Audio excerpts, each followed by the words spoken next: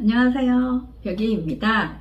사업하면 파산하는 사주 특징을 알아보려고 해요. 장사와 사업은 다르죠. 장사는 돈이 있으면 할 수 있지만 사업은 돈도 있어야 하겠지만 머리를 써가며 하는 것이라 경험이 중요하죠. 사주에 어떤 글자가 있어야 사업가 사주일까요? 실패해도 꿋꿋이 나갈 수 있는 오뚜기 같은 일간이 사업가 사주겠죠. 수와 토의 관계를 보면 알 수가 있어요. 화가 수를 제압할 수 있어야 사업가의 사주가 됩니다. 자본주의 사회에서는 뭐니 해도 현금을 만들어가는 자산이 있어야겠죠. 돈으로 시작하면 장사, 머리를 쓰면서 확장해 나가면 사업, 기술, 재능으로 시작하면 창업이 되겠죠. 일주가 뿌리가 있고 식상이 강하면 부자가 될 수 있어요. 금이 많고 금을 녹이는 화가 하나 있으면 부자가 될 수 있고 용신이 유력하면 부자로 살 수 있어요. 겁재가 있어도 정관이 뿌리가 있다면 부자가 될 수 있어요. 사업하면 파산하는 사주는 월지에 겁재가 있으면서 정관이 없는 사주예요. 상관이 없으면서 편관이 있는 사주 또한 사업하면 안 됩니다. 겁재라는 것은 나의 재물을 빼앗아가는 것이고 관은 나의 재물을 지켜주는 것이기 때문이에요. 겁재가 있거나 운에서 들어오면 동료나 친구들과 어울리는 것을 좋아하게 되고 승부욕이 발동해요. 내가 왕이 되어 리드하고 싶은 마음이 생겨 아랫사람을 거느리며 대장 노릇을 하고 싶어 하죠. 직장에 다니고 있다면 독립하려는 마음이 생기게 돼요. 상사에게 간섭을 덜 받으며 아랫사람을 거느릴 수 있는 독립부서에서 리드를 하고 있다면 괜찮겠지만 말단사원으로 있다면 내 사업을 하고 싶어지는 것이에요. 월지가 제왕지에 있는 사람들은 나에게 도움이 될 수 있는 동반자를 찾아야 하기에 좋은 사람과 나에게 해를 끼치는 사람을 가리는 능력이 필요해요. 그러려면 재물을 쓰면서 많은 사람들과 접촉하며 보는 눈을 키워야 하죠. 겁재는 나의 재물을 빼앗아가는 기운이라 빼앗기기 전에 투자하는 마음으로 내 생각과 뜻이 같은 사람을 찾는 게 중요해요. 그러기에 겁재운에는 재물 소비가 빈번하게 됩니다. 많은 사람들과 만나게 되죠. 내가 남에게 줄 수 있는 지식이나 재능, 재물을 가지고 있어야 하죠. 내가 남에게 줄 게 있어야 나를 도와 사업을 할 수 있는 동료를 만날 수 있게 되기 때문이에요. 내가 아무것도 가진 게 없는데 누가 나에게 도움을 주려 하겠어요.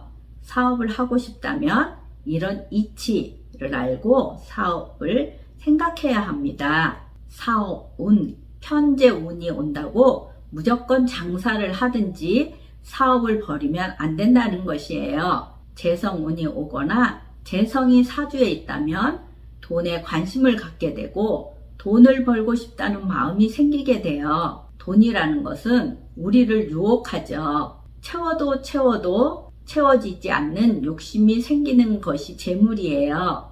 1억을 벌면 10억을 벌고 싶고 10억을 벌면 100억을 벌고 싶은 마음이 생기잖아요. 식상은 자고 싶으면 자고 먹고 싶으면 먹는 몸이 할 수 있는 욕구지만 재성은 내 행동의 결과물이기에 미래를 말하는 것이에요. 의식주를 해결하기 위해서는 돈이 꼭 필요하죠. 재성은 의식주 외의 재물로 먹고 쓰고 남은 돈을 말해요. 남은 돈이 있어야 공부도 하고 돈이 있어야 내가 하고 싶은 여가도 즐기고 돈이 있어야 사업도 하는 것이기 때문이에요. 의식주를 해결하고 나면 여유 자금을 마련하기 위해 우리는 하고 싶은 것, 먹고 싶은 것을 참고 견디죠. 돈은 의식주를 위해 꼭 필요한 것이지만 돈을 목표로 삼게 되면 인생이 불행해질 수 있다는 거예요. 하고 싶은 여가생활, 취미생활, 먹고 싶은 것들을 참아야 하기 때문이죠. 어느 정도의 재물을 이루고 있다면 돈을 수단으로 삼고 내가 하고 싶은 일, 내가 원하는 삶을 사는 게 행복으로 가는 지름길이에요. 여기 사업회에서 파산한 사주 하나를 가지고 왔어요. 이 사주를 보면 월지의 신축으로 편제가 식상을 깔고 있어 조상님은 부유했겠다를 예측할 수 있고, 월지가 겁재로 부모대에 재산이 탕진되었다는 것을 예측할 수 있어요. 걸록은 자수성가를 해야 하는 사주로 척박한 환경에서 시작해야 하는 것이죠. 월지가 겁재이면서 사화예요. 정화의 여름생으로 폼생폼사하는 기질이 있네요. 사는 축과 합이 되어 편제의 기질과 정제의 기질도 함께 가지게 돼요. 천간에 정편제가 혼잡되어 있으면 마음이 한 곳으로 집중되지가 않아요. 천간의 혼잡은 좋은 게 아니죠. 천간 정편제는 떠있는 돈으로 유혹을 말해요. 큰 돈을 벌 수 있을 것 같은 마음이 생기게 되는 것이죠. 지지에도 정제나 편제가 있었으면 좋겠지만 천간의 편제는 유혹일 뿐이죠. 정화가 경금의 장생지로 뿌리가 되지만 개수를 절쳐 봉생하는 역할을 하기에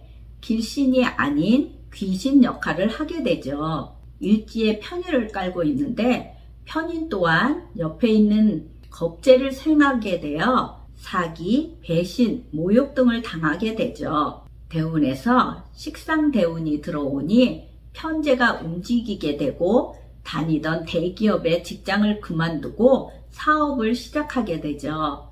식신편제로 목돈을 만질 수 있게 되니 이것저것 자꾸 벌리고 해보게 돼요. 관성 또한 정관이면 좋았겠지만 편관으로 힘들고 괴롭죠. 편관은 장비 없이 짐을 지고 오르는 격으로 위기와 시련의 반복이에요. 겁재 사화는 사유축의 삼합이 되어 나에게 힘이 되지 못하고 편관사를 살리는 역할을 하다 보니 나의 기와 재물을 빼앗기는 역할을 하게 돼요. 편관이 나의 정신을 때리고 있으니 정신력도 혼탁해지게 되어 실수하고 오판하게 되는 것이에요. 홀로 척박한 땅을 짐을 지고 개간해야 하니 얼마나 힘들겠어요.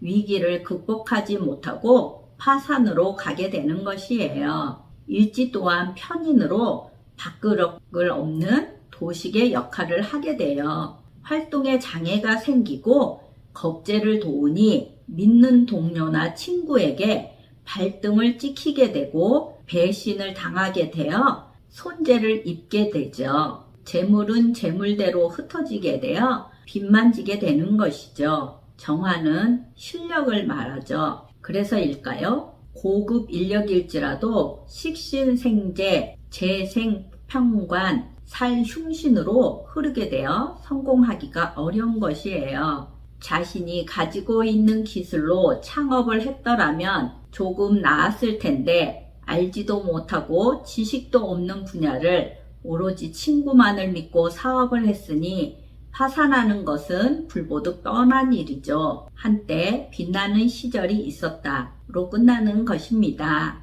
정화일주에 월지 사화는 여름의 불이라 조우가 우선입니다. 수인, 관을 써야 하는 사주로 힘들어도 직장생활을 하는 사주예요. 사업에서는 안 되는 것이죠. 일지의 편인으로 옆에 있는 겁재를 돕고 있기 때문이에요. 편관이 있어 아부를 잘할 것 같지만 여름의 제왕지로 고개를 숙이려 하지 않으니 직장생활이 힘들어지게 돼요. 기술이 좋아도 아직 배울 게 많은 상태에서 고개를 빳빳이 쳐들고 있으니 상사가 이쁘게 보이지 않겠죠. 기회만 있으면 상극하를 하려 하죠. 가진 재물도 없고 육체 노동 없이 힘 안 들이고 큰 재물을 얻으려 하면 안 되는 것입니다. 더욱이 사유축의 삼합은 노동을 의미해요. 대기업의 말단이라도 그냥 있었더라면 좀 더 편하게 많은 월급을 받으며 재물을 지켰을 텐데 무토, 미토가 없는 것이